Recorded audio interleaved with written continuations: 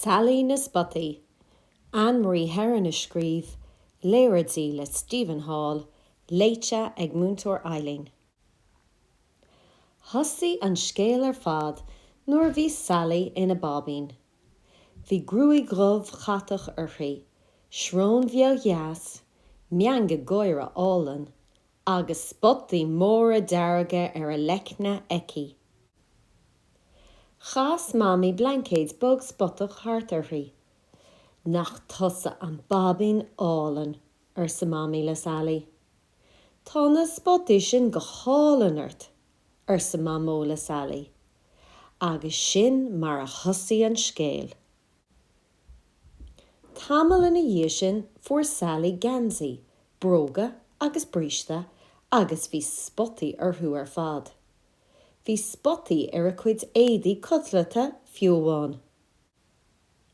Ar a céad bhreithlá bhócáil mami cácasí, le Spotaí ar a bhór agus ribín spotach thart air.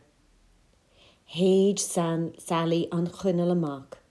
Rinne si goire agus las rá spota dhearga a lecna. Spotaí! Ursa Sailí. Thosaigh gach duine ag goire. Ar a dara breithlá tugadh a lán brontainna spotachtaí. Tugadh scarf, téfata, plátaí, cupán, fóchupán, mála agus dínasóir spotachtaí. Thug gach duine búla bus mórdí nuair a héid Sailí an dá chuineál amach. Is maith liom Spotaí, ursa Sailí. Thaithin an bónaín dé agus an féileacán leithí, mar go raibh Spotaí orthú.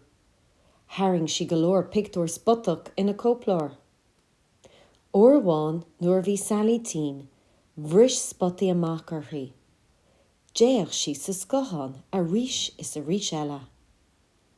Bhí brón orthaí nuair a d'imigh na Spotaí.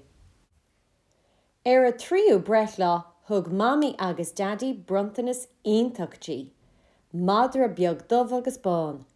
Bheadh si le háthas nuair tháinig si é. D'ordaí Sailí an madra agus déach si air. Agus meas tú cén tanama thug si air. Spotá! Ar a ceathrú breithlá fuair si níos mó brontaina spotach. Thug mamó líorthóid spotachtaí, thug dadó bosca airgid spotachtaí, thug antín úna cuilt spotachtaí, agus thug daddy lampa spotachtaí. Bhí máthair Hallaí ina pílóta. Ceannaigh si béir spotachtaí ar an eachtalán. Héid Sailí na cuineála amach. Is even lom Spotaí, ursa se. Bhí gach duine ansásta. Is brá le Sailí Spotaí, ursa gach duine le chéile. Ach bhí Sailí ag éirí tuirseach don na Spotaí. Ní ra thart timpeall orthaí ach Spotaí. Bhí Spotaí ar na málaí, bhí Spotaí ar an lába, bhí Spotaí ar an urlór, bhí Spotaí ar an gcathaoir, bhí Spotaí ar an tíleáil. Bhí Spotaí in ngach éin áit. Bhí Spotaí ar gach éin rud a bhí eici. Bhí Spotaí ar a cuid leabhar, bhí Spotaí ar a cuid bréagán, agus ar a cuid éadaí. Bhí Spotaí ar a mála scala. Bhí Spotaí ar a brísdaoine fiú. A ceap gach duine gur thaithin Spotaí go mór leithí go fóil. Fuair si go leor maisiúchán spotach an nullag. Am cháisc tugadh cúpla of spotachtaí, fuair si cuairtaí poist le Spotaí orthú fiú. Agus ceannaigh daoine tíléinte amaideacha cosú le Spotán méthú sa zoo. Bhí Sailí ag éirí an tuirseacht in na Spotaí. Bhí si ag dul asa bheabhar lo.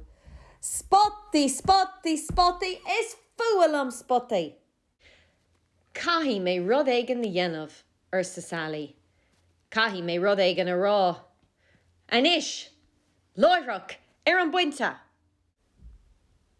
Thosaigh si lena mamó. A bhamó, ursa Sailí. Tá is agat go dtugann daoine a lán brontaina spotach dom. Tá is agam cínte, ursa mamó. Ná bíodh aon agla ort ceannaigh mé brontanas deas spotachtaid. Ó, sa Sailí. Rinne si iarach leart lena dadó. Tá is agad faoin na Spotaí. Tá is agam cínte, sa dadó, agus tá bruntan is all an spotach agam dit. Ó, sa Sailí. Rinne si iarach leart le hantín una. A antín, se. Tá is agad gur hahan Spotaí lom, well, ó ní arna méid darmad, sa antín una, tá bruntan is de spotach dit sa bhosca seo. Ó, sa Sailí. Bhí Sailí anbhrónach ar fad. Ní ra duine ar bith ag éisteach le hí. Bheadh na Spotaí an go dó. Thug Sailí cuairt ar a cara Liam. Níor hahan Spotaí le Liam. Cuir siad marval air. Ní ra Spotaí ar bith ateach aige. Ach bhí stríocha agus cearcail de gach sort aige ó bhun go bór a thiomra. Tá is agad faoin na Spotaí. Tá cínte sa Liam. Is brála iad. Ní brála iad a hilla. Is fuil am Spotaí. Ach níl duine ar bith ag éisteach lom sa Sailí. Ba na Spotaí agam go dó sise. Thosaigh si ag cuoine agus ag cuoine. Ba ar ein rud éigen a dhéanamh sa Liam. Stad Sailí den cuoine. Thosaigh an bhirt acu ag smaoinemh. Tar éis tamil smaoinigh Liam ar phlean. Chuir sé cogur I glús Hallie. Gur míle maithagad a Liam sa Sailí agus thug si póg mhór dó. Jarrag Liam. Ris Sailí a bhaile ar nós na gaotha. Lean Liam agus Spotaí. Chuir si cogur I glús wamí faoin na Spotaí. Bhí aontas mór wamí. Deire leis na Spotaí? Ní chreide mé. Deire leis na Spotaí, deire omlán lo, sa Sailí. Bhí mamí sásta cabhrú lehí. Lá das gréine bhí an. Bhí gach duine a muo faoin spéir. Cuid acu ag obair, cuid acu ag cant. Go toban, thula siad tuirn ord. Déach siad sús sa spéir. Bhí aontas arthú ar fad nuair tháinig siad eitileán ó sa gcionn le fógra mór data. Ní má le. Bhí aontas mór ar wamó. Ní rá é is agam riamh, sise ag féachant ar an bhógra. Bhí inú an dain ar jadó. Ní chreidim é, sesin ag féachant ar an bhógra. Ní má le Sailí Spotaí a hilla. Banú getas an sin una. Níor héic mé riamh sise ag féachant ar an bhógra. Detil mami timpeall agus timpeall go dtí go bhacha gach duine an fógra.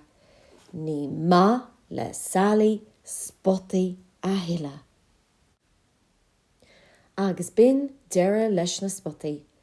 Nuair bhí Sailí 5 bliana d'aois, fuair si gúna le cearcail ar a wamó, fuair si stocaí le stríocha ó jadó, fuair si leabhar le Léite ó ansin una, agus mála le réalta ó wamí agus ó jadí.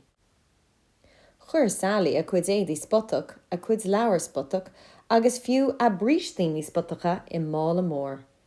Thug si ag an ionad a chuirsáil iad. Ní ra rud ar bith fácha aici le Spotaí. Ach a bháin, Spota! Agus sin deire an scéal.